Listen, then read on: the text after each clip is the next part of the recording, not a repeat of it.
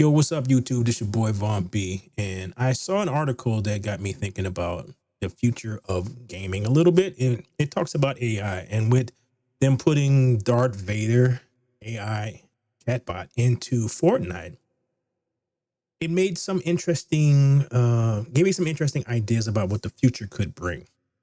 So I'm like, all right, well, I, let's look it up and see what some different articles say about it. It's a lot of corporate speech, so I'm not really going to go too detailed into a lot of what I saw. But I did see a article about the guy who made Mind's Eye. Now, the game is getting destroyed because apparently it's not that great. But he did have a thought. So let's see what he had to say and look at some other stuff about how AI is changing gaming.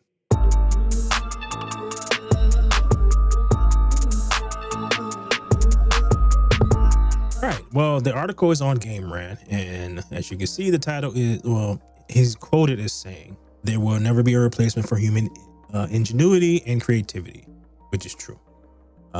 Mind's Eye director Leslie Benzies talks AI's growth while making a game about AI and technology. On that point, he's right, because what AI does is just amalgamates everything that's already been created and kind of gives you a like a hodgepodge version of what you're looking at. And if you ever try to make something with AI, it can kind of give you something close to what you want, but not exactly what you want because it can't read your mind. Yeah, it is probably has a lot to do with prompt and how you actually write what you want. And if you put enough stuff, it can get reasonably close, but not as close as if you were describing something to an artist. Then artists, depending on what his talent level is, he could probably give you what you're looking for. Whereas AI at this particular moment cannot. So let's see what he has to say. The world of Build a Rocket Boy's action adventure game Mind's Eye is one which technology rules every aspect of life, which sounds familiar and not that's already kind of happening. So it's not that far fetched. Robots perform many day-to-day tasks. We're heading in that direction. Drones are omnipresent sight in the sky above Red Rock City, and humans can receive advanced neural implants such as the titular Mind's Eye. While making Mind's Eye, the team envisioned a future that has become closer and closer to reality, like super close, like within the next decade. All that stuff sounds like it could be reality in about 10 years or so. Mind's Eye exploration of the relationship between mankind and technology is a balanced one. Acknowledge both the potential benefits and drawbacks of ever advancing innovation.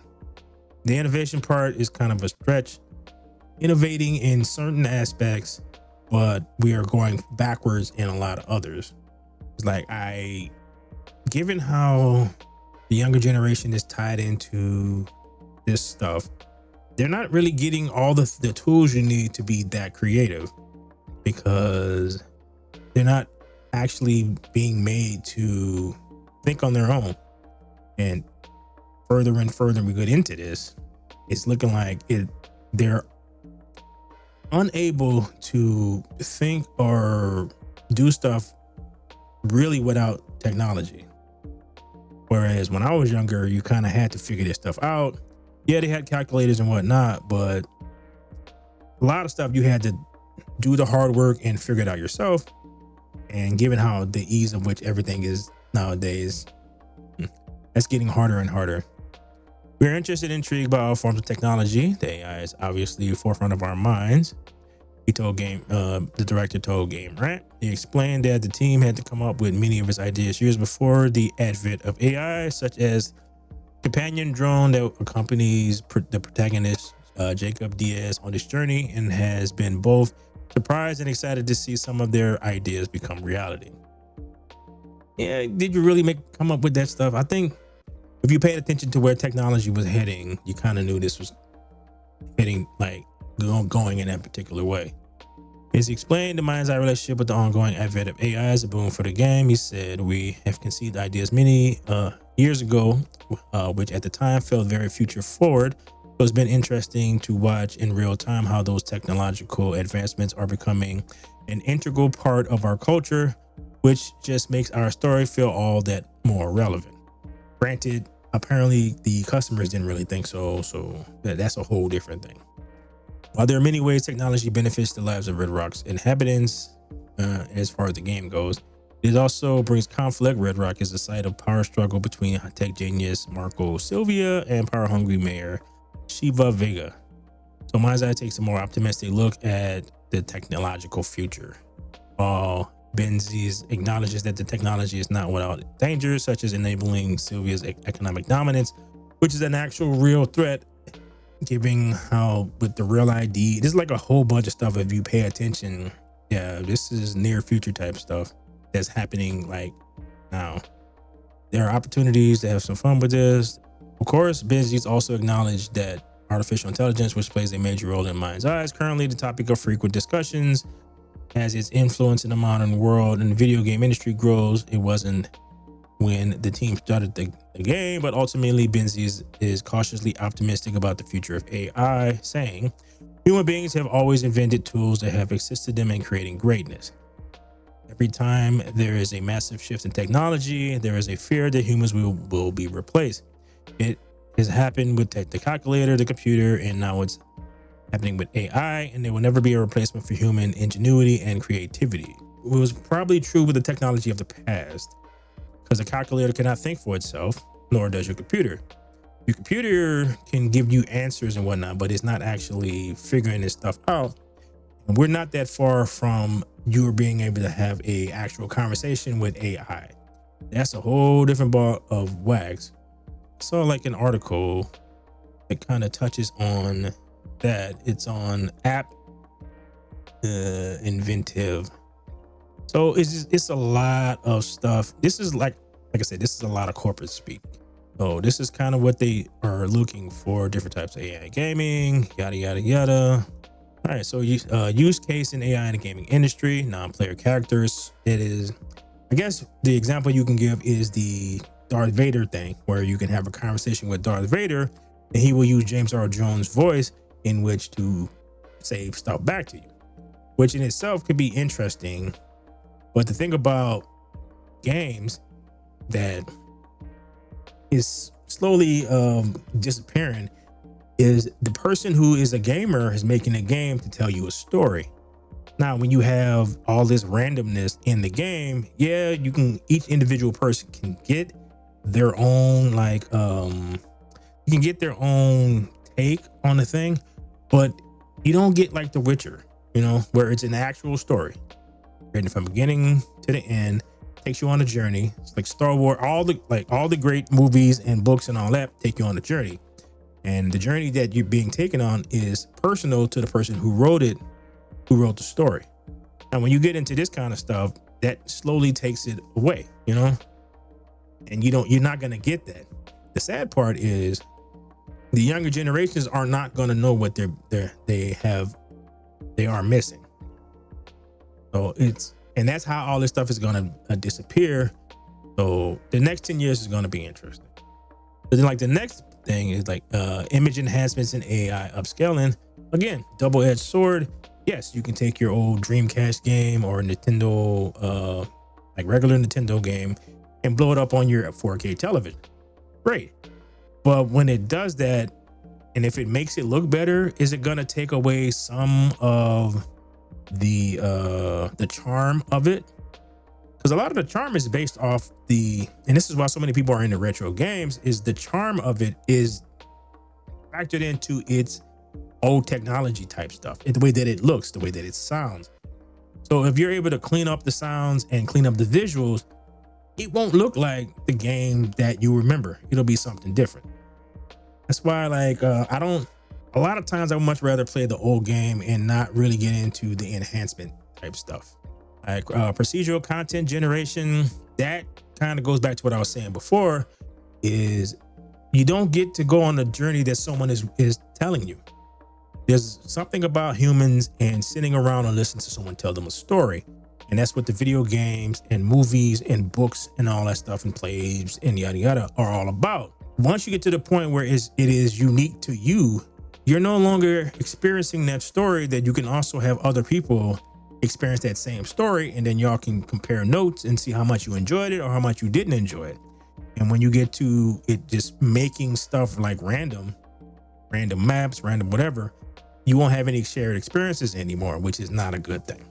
So player experience modeling, I think when they talked about that a little bit, video games are equipped with multitudes of 3D objects, characters, clothing, props, yada, yada, yada.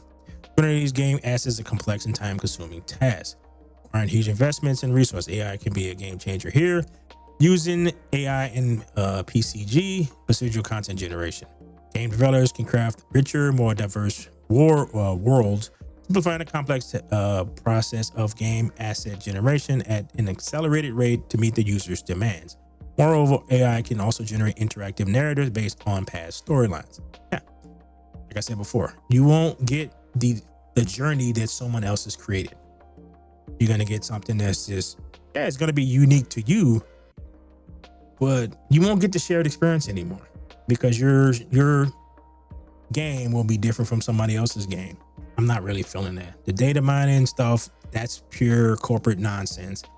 That is getting your data and ads and all that kind of stuff, which we're starting to see a lot of. And these corporations think that this is stuff that people want. It's not, but they really don't really care, you know. So they have player sentiment analysis, basically how you feel about the game, to reconstruct the game to, you know, I guess in real time, and stop doing stuff you hate and does stuff that you like. Kind of like how the algorithms give you stuff, like give you what you like and what you don't like and all that stuff. But it also gets rid of everything that you may not know that you actually like because you don't experience it. So if you never see it, then you don't know whether or not you actually will enjoy it. And that's some of the things like YouTube used to be. You used to be able to go down a rabbit hole and it'll just show you like stuff. And then you can wind up in some place that is crazy and not about how it, like where you started from. So, you know, hence the rabbit hole part.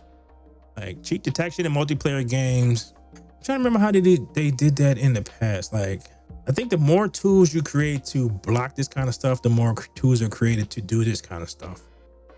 So you wind up with people, and this is more of like a society thing, where you wind up with people who are not necessarily interested in the journey, but more interested in the outcome.